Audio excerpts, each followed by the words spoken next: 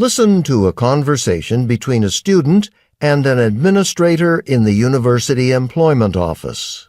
Hi, I hope you can help me. I just transferred from Northeastern State University near Chicago. Well, welcome to Central University.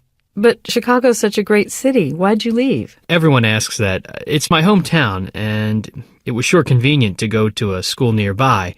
But Northeastern is still fairly small, and it doesn't have the program I'm interested in. I want to major in international studies, and the only program in the state is here. We do have a great program. Well, how did you get interested in international studies? Well, my family hosted a few foreign exchange students while I was growing up. Then I took part in an international summer program after I graduated from high school. I found I really liked meeting people from all over, getting to know them. Oh, okay. And that led you to our program. Right now, though, I assume you're looking for a job. Yeah, a part-time job on campus. I thought I'd save money, being away from the big city, but it doesn't seem to be working that way. Anyway, I'm not having much luck. I'm not surprised. Most of our campus jobs are taken in the first week or two of the semester. What work experience have you had? Well, I worked in the university library last year, but I already checked at the library here. They said their remaining positions were for work-study students getting financial aid. I've never run into that before. Well, I guess each school has its own policies. We really don't have much right now. You might be better off waiting until next semester. If you really want something, how are your computer skills? About average, I'd say. I help teach some of the basic computer classes Northeastern offers for new users, if that helps any. Okay. The Technology Support Department needs people to work at its help desk. It's basically a customer service job. Answering questions, helping people solve their computer problems, give you a chance to develop your people skills. Something every diplomat needs. But is there some problem? I mean, why is the job still open? Well, they have extended hours from 6 a.m. to 2 a.m. every day, so they need a large staff. But right now, they only need people early mornings, late nights, and weekends. You'd probably end up with a bit of everything rather than a regular spot. On the bright side, you'd probably be able to get some studying done between calls. At least it'd be a start, and then you can try for better hours next semester. I see where the hours might be a problem. But I guess I can't afford to be too picky if I want a job. Still, maybe we can work something out. Listen again to part of the conversation, then answer the question. We really don't have much right now. You might be better off waiting until next semester. If you really want something... Why does the woman say this? If you really want something... Listen to part of a lecture in an astronomy class.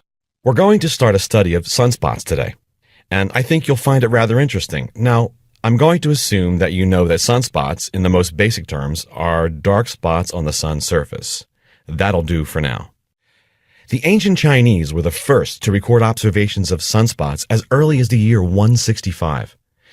When later European astronomers wrote about sunspots, they didn't believe that the spots were actually on the sun. That's because of their belief at the time that the heavenly bodies, the sun, moon, stars, and planets, were perfect, without any flaws or blemishes. So the opinion was the spots were actually something else, like shadows of planets crossing the sun's face. And this was the thinking of European astronomers until the introduction of the telescope. Which brings us to our old friend Galileo. In the early 1600s, based on his observations of sunspots, Galileo proposed a new hypothesis. He pointed out that the shape of sunspots, well, the sunspots weren't circular. If they were shadows of the planets, they would be circular, right? So that was a problem for the prevailing view. And he also noticed that the shape of the sunspots changed as they seemed to move across the sun's surface. Maybe a particular sunspot was sort of square, then later it would become more lopsided, then later something else. So there's another problem with the shadow hypothesis, because the shape of a planet doesn't change. What Galileo proposed was that sunspots were indeed a feature of the sun, but he didn't know what kind of feature. He proposed that they might be clouds in the atmosphere, the solar atmosphere. especially because they seemed to change shape, and there was no predicting the changes. At least nothing Galileo could figure out. That random shape changing would be consistent with the spots being clouds. Over the next couple hundred years, a lot of hypotheses were tossed around. The spots were mountains, or holes in the solar atmosphere through which the dark surface of the sun could be seen.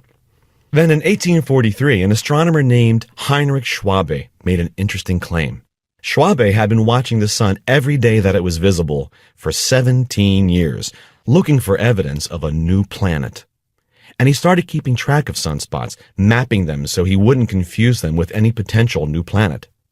In the end, there was no planet, but there was evidence that the number of sunspots increased and decreased in a pattern that began repeating after 10 years. And that was a huge breakthrough. Another astronomer named Wolf kept track of the sun for an even longer period, 40 years actually. So Wolf did 40 years of research, and Schwabe did 17 years of research.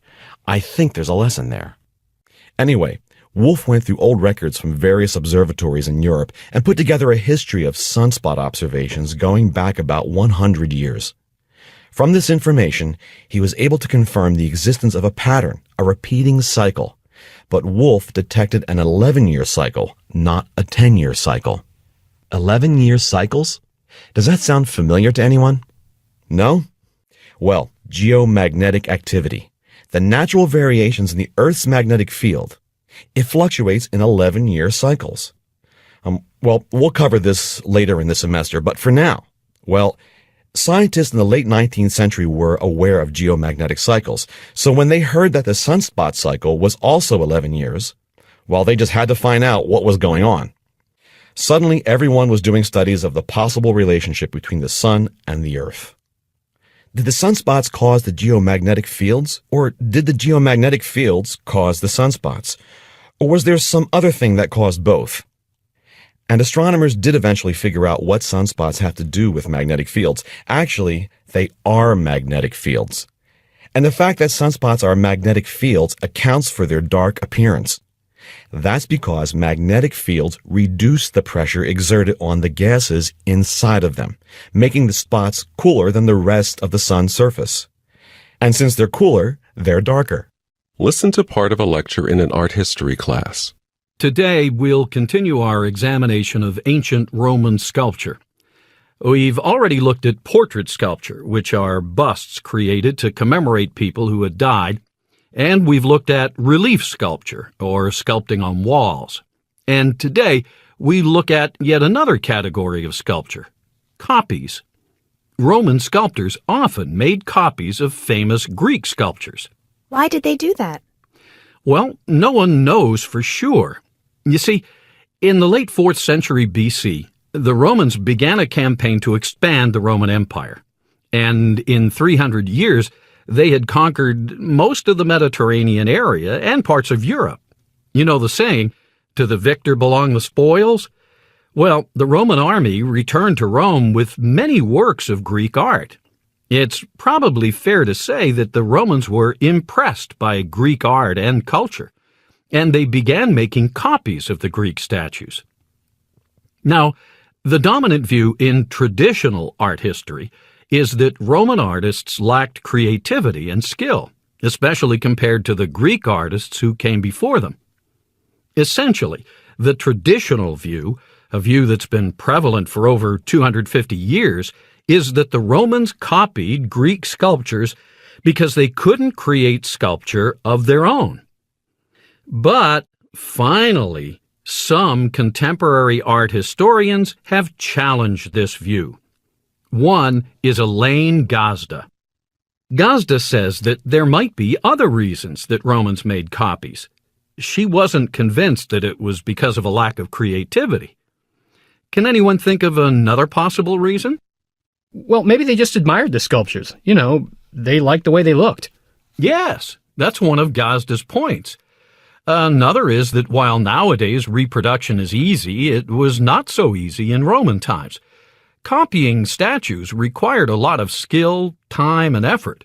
So Gazda hypothesizes that copying didn't indicate a lack of artistic imagination or skill on the part of Roman artists, but rather the Romans made copies because they admired Greek sculpture. Classical Greek statues represented an idealization of the human body and were considered quite beautiful at the time.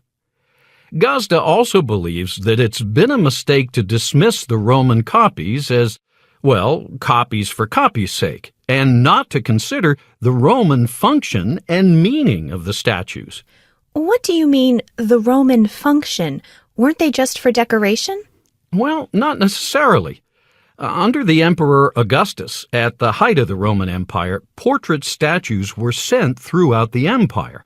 They were supposed to communicate specific ideas about the emperor and the imperial family, and to help inhabitants of the conquered areas become familiar with the Roman way of life. You know, Roman coins were also distributed throughout the empire. Anybody care to guess what was on them? The emperor's face? That's right. The coins were easy to distribute, and they allowed people to see the emperor, or at least his likeness, and served as an additional reminder to let them know, well, who was in charge. And the images helped people become familiar with the emperor. Statues of him in different roles were sent all over the empire. Now, actually, some Roman sculptures were original, but others were exact copies of Greek statues. And some Roman sculptures were combinations of some sort. Some combined more than one Greek statue, and others combined a Greek god or an athlete with a Roman's head. At the time of Julius Caesar, it wasn't uncommon to create statues that had the body of a god and the head of an emperor. And the Romans were clever. What they did was they made plaster casts from molds of the sculptures. Then they shipped these plaster casts to workshops all over the empire, where they were replicated in marble or bronze. And on some statues, the heads were removable. They could put an emperor's head on different bodies, showing him doing different things. And then later, when the time came, they could even use the head of the next emperor on the same body. Listen again to part of the lecture, then answer the question. Essentially, the traditional view, a view that's been prevalent for over 250 years, is that the Romans copied Greek sculptures because they couldn't create sculpture of their own. But finally, some contemporary art historians have challenged this view. What does the professor imply when he says this? But finally, some contemporary art historians have challenged this view.